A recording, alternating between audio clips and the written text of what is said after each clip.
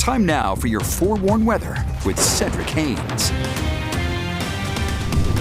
All right, of course, some would say yesterday, our Sunday, was the last official full day of summer out there. And boy, did we have some summer-like conditions in spot. Look at the hail coming down in the Sandy area, bouncing up and down off of the roof and off towards the yard and the roadways. Thankfully, no reports of major damage. But I'll tell you what, Doug, thanks for capturing this shot here.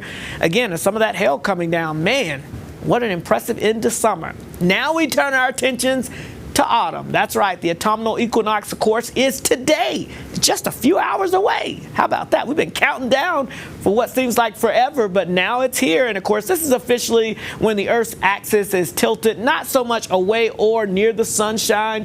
And so therefore, we kind of generally conflate that with being equal amounts of daylight and nighttime there for us across the area. But it's not an exact science, but you get the idea. From here on out, the days will be getting much shorter, and we're going to lose a lot of daylight. So with autumn arriving today, you probably are wondering what time.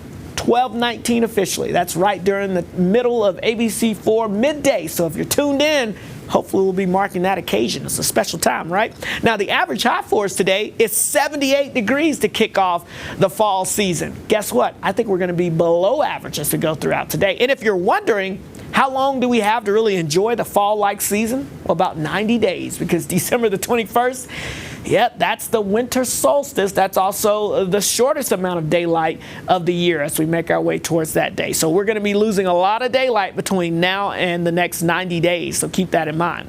Back to fall, though. Hey, the fall foliage out there, starting to see some low color in most of our mountains as you get over towards the Wasatch back, the Uintas, down towards some of our central mountains and even southern mountains.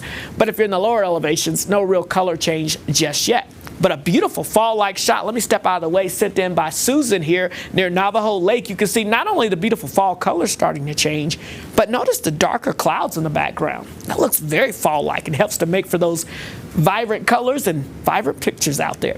Temperatures this morning in the 50s and 60s across most of the state. Not too warm, not too cool.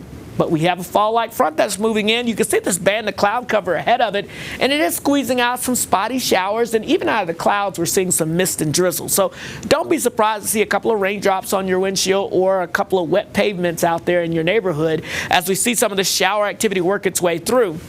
Basically, there's a front that we can see that will continue to track its way through during the morning hours. So I think we'll see some rain chances up near Cache Valley, dropping into the Ogden Valley and the Wasatch Front as we get towards lunchtime. And then just after that into the afternoon hours over towards the Uintas.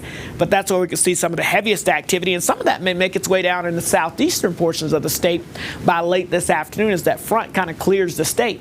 After that, notice we're quiet as we go into your Tuesday. High pressure starts to build in, and high pressure really settles over the area as we get towards your Wednesday here. And the nearest low pressure is way off to our south and west, and it's moving south. So for today, along the Wasatch Front, morning clouds and some showers out there. Temperatures for highs only in the low 70s. Yeah, that's well below average for this time of the year. Southwest Utah, though, a little warm start to the fall season. Highs around 91 with mostly sunny skies expected out there. So look at some of the numbers in your neighborhood. Again, low to mid 70s across the north. A couple of 80s as you get south of I-70, and we may hit 90 to 91 in southwest Utah. But overall, not a bad day here and first day of fall. St. George, 91 degrees for your high, 92 Tuesday, but we're in the mid 90s Wednesday and the Thursday.